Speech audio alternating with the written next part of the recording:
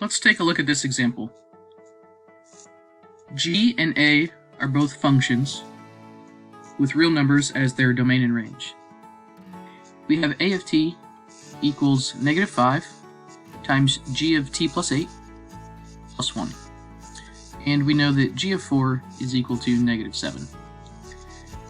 We want to determine the corresponding function pair in A. So let's take a look at two components here to start with.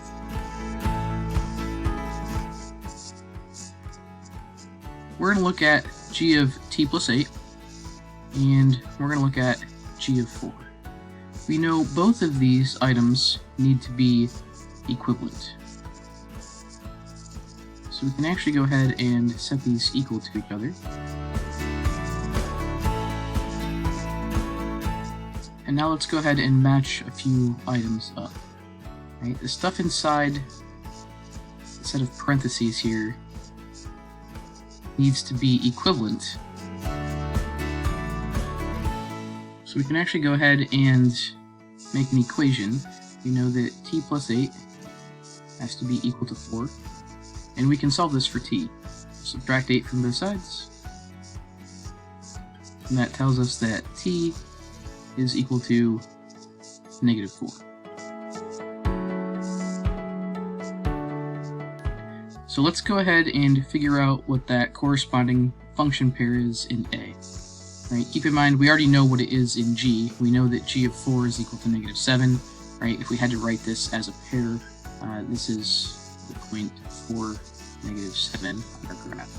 Right, we want the corresponding function pair in A. Right, so let's go get our function for A, which is A of t equals -5 G of t plus 8 plus 1. Right, and we just found that t has to be equal to -4, so we're going to go ahead and substitute -4 every time we see a t into our function.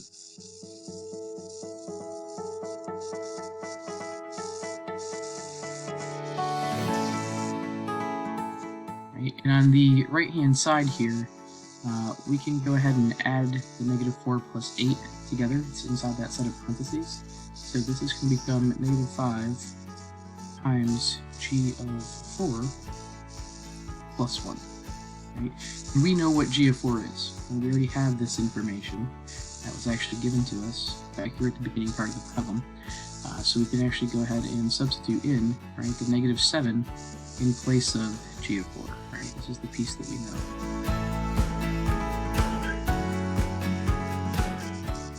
And we're going to multiply that by the -5, and then we can go ahead and add 1 to get our answer. Right, so this will become 35 plus 1, which is 36.